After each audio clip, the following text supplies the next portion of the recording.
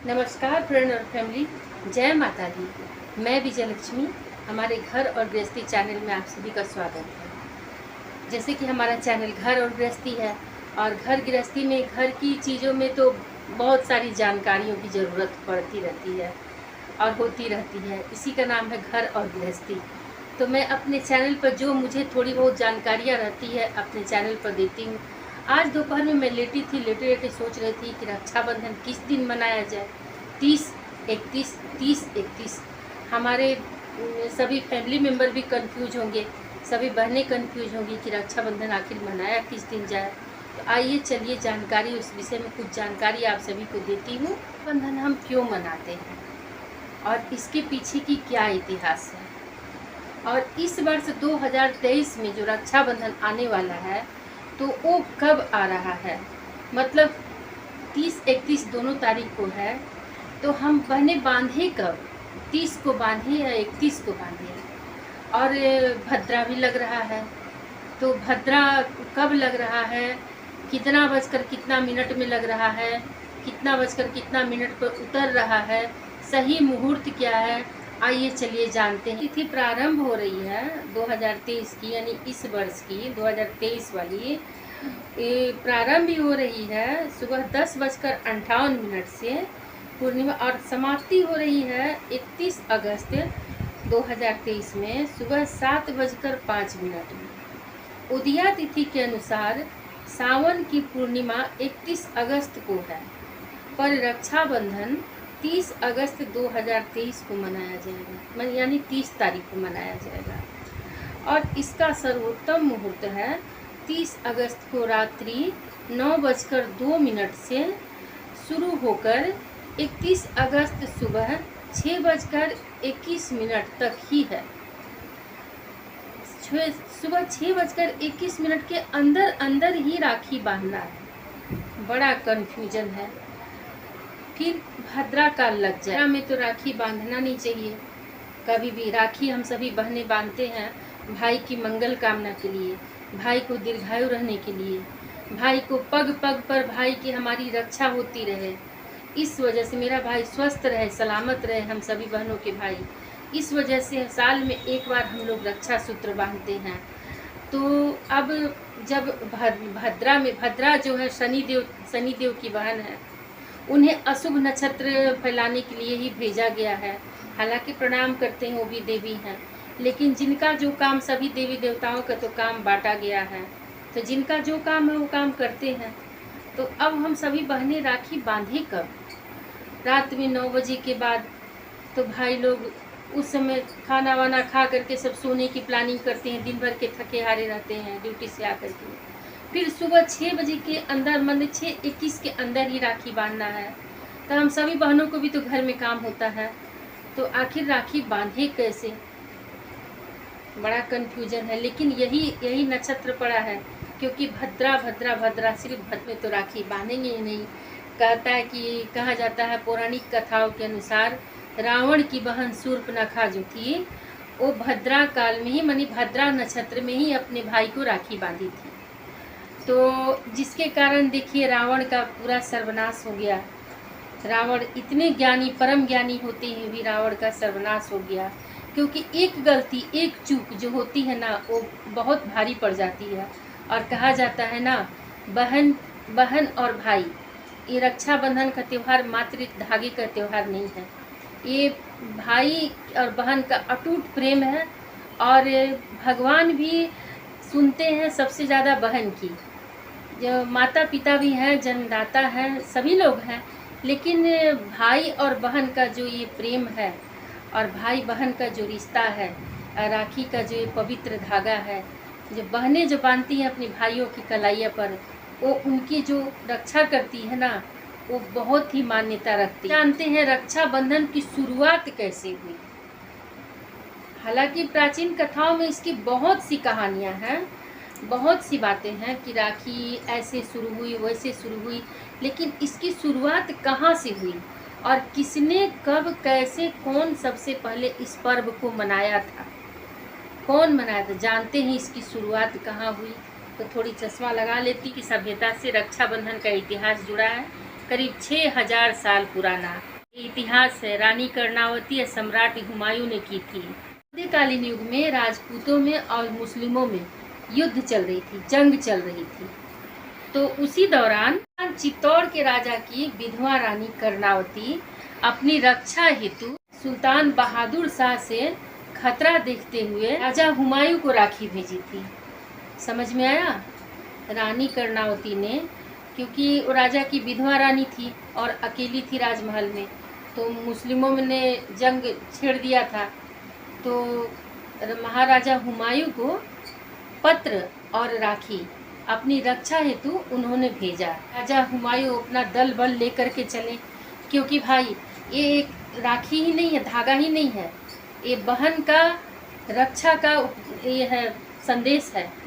बहन अपनी रक्षा के लिए राखी भेजी है, क्योंकि वो तो बेसहारा हो चुकी थी, उनका तो कोई सहारा नहीं था रानी कर्णावती का। तो हालांकि वो दुश्मन राजा थे, रानी कर्णावती के वो मतलब उस राज्य के वो दुश्मन राजा थे, लेकिन फिर भी अपनी बहन, जब राखी के धागे का मान रखते हुए उन्होंने अपनी कर्णावती महारानी कर्णावती को अपनी बहन मान करके रक्षा किया। महाराज हुमायूं ने रक्षा करके उनको अपनी बहन का दर्जा दिया। एक कहानी और है, चलिए आप सभी को बताते हैं। ऐसी ऐसी इतिहास में बहुत सारी कहानियाँ भरी पड़ी हैं कि रक्षाबंधन सब सच्ची कहानियाँ हैं। हाँ, एक कहानी और है, चलिए आप सभी को बताते हैं।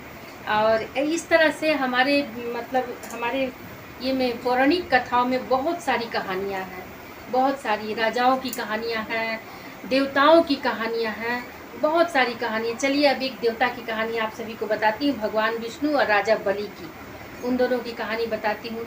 इसी प्रकार से हमारे श्री कृष्ण और माता द्रौपदी से जुड़ी हुई कहानी है। याद है ना, एक बार श्री कृष्ण की उंगली कट गई थी चक्र सुदर्शन से, तो माता द्रौपदी ने, जो कृष्ण भगवान की सखी थी, अपना दुपट्टे का आंचल फाड़ करके उनकी उंगली को लपेट के बांधा था। तो श्री कृष्ण भगवान ने उसी वो अपना आंचल का धागा कपड़ा बांधी थी। तो श्री कृष्ण भगवान तो सखी बोलते ही थे माता द्रौपदी को, तो बहन का भी रिश्ता था उनसे उनका।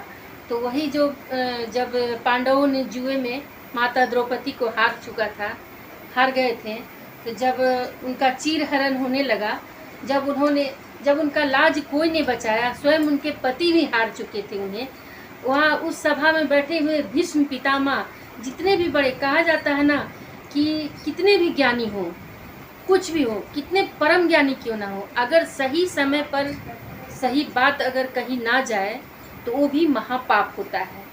भगवान भीष्म पितामह को क्यों पाप लगा? सभी जितने दिग्गज लोग थे उन लोगों को क्यों इतना महापाप लगा?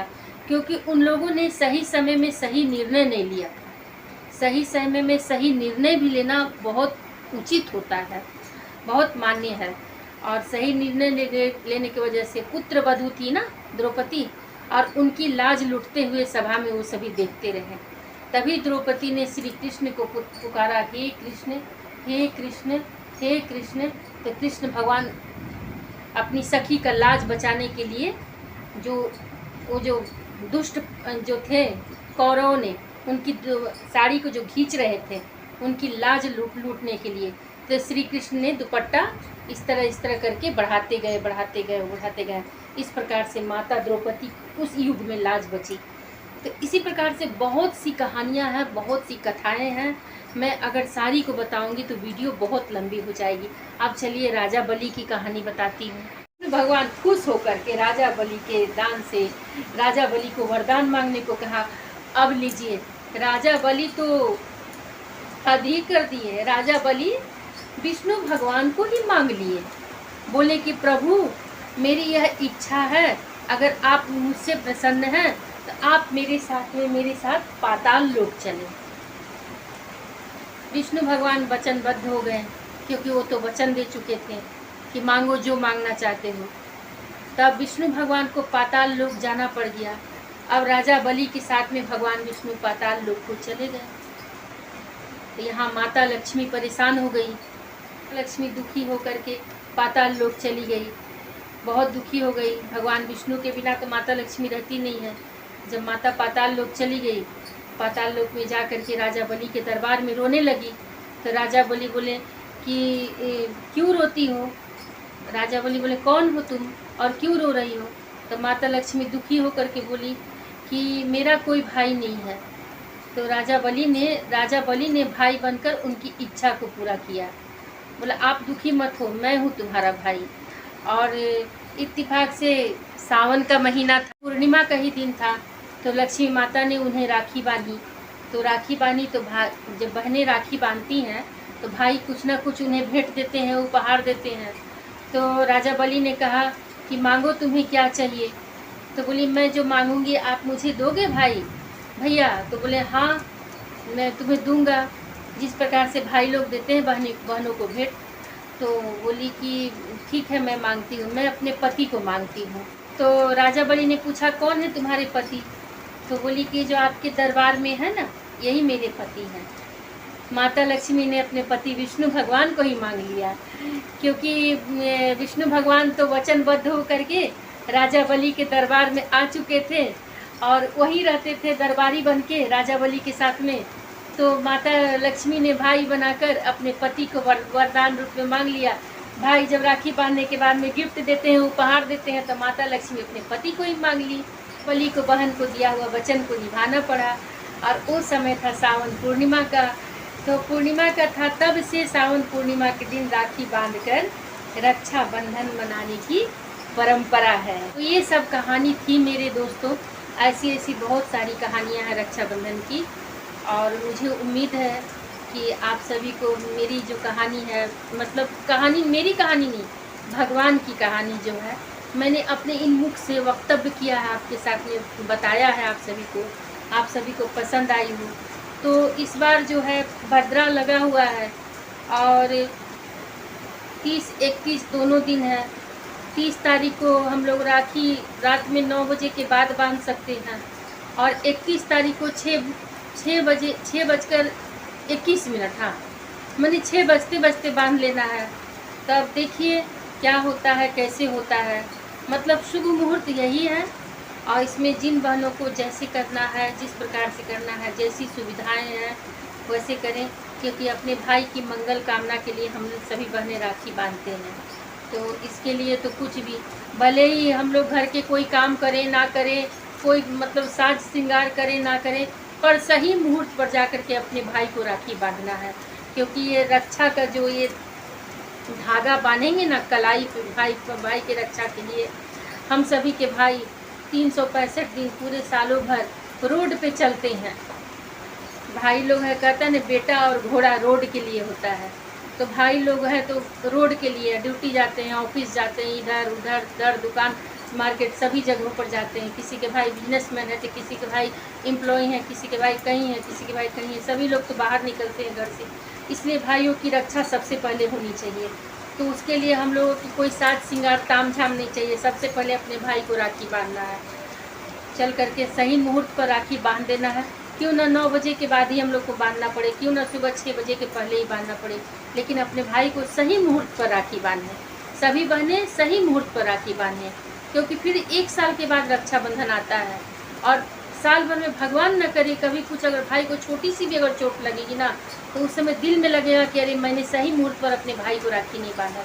इसलिए आप सभी बहनों से हाथ जोड़ करके अनुरोध है कि अब आप अपने अपने बादल गरज रहे, अपने अपने भाइयों को सही मुहूर्त पर राखी बांधें।